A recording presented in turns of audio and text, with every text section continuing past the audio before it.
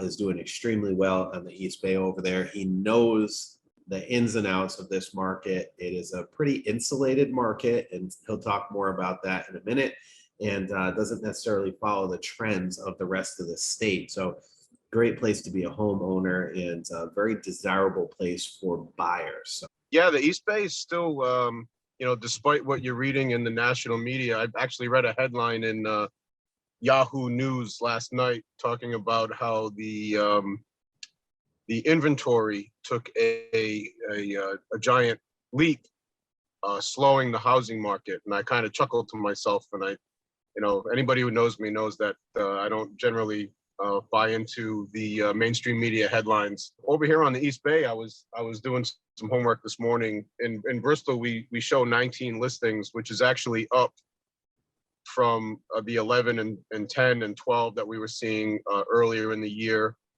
And in Barrington, I'm pretty sure there were 18. And in Warren, there's only 11. You got to keep in mind, Warren is the smallest town in Rhode Island. When you look at houses over $1 million, you're getting into that 15 to 16 houses range. That's almost half the market. Wow. And if you look at the pending listings in the last 45 days, I like to use 45 because outside of 45, they show closed. But when you show them active and under contract and pending, you got 31 under contract in the last 45 days. And all but 6 of those are over $500,000. So if you're in the market for a house in that luxury range, which is our wheelhouse, it's what we specialize in. The East Bay it's where you want to come. It's happening. Now, Steve, regarding I know earlier this year in 2022, there were bid wars, and there were bid wars on luxury homes. And we were talking, I had clients that were bidding $200,000 over asking price, waiving inspections, waiving this, waiving that, and they were losing out on bids, right? Multiple bids, right? So is that still happening? Because that pretty much, that water spigot had shut off throughout the rest of Rhode Island for the most part. No. Is that still happening on the East Bay?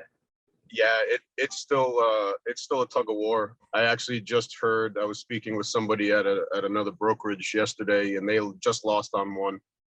And the winning bid was $175,000 with an escalation up to $1 million. And I just, I said, what do you do? You let that one go. You keep looking. On to the next, or you bid higher. Yeah, on to the next. 50% of homes that have sold over $1 million were from people out of state, right? And and during the pandemic, it was like the mass exodus to Rhode Island. People were leaving in droves out of New York City. Have you seen fewer out-of-state buyers coming in, or is that still around the same? So just using my own personal experiences, my last 2 transactions were both out of state, both in the southeastern Mass, Boston, South Boston area. And my mother is also in the real estate industry. She runs a brokerage here in Bristol. She is also experiencing, her office is definitely seeing a lot of New York, Boston.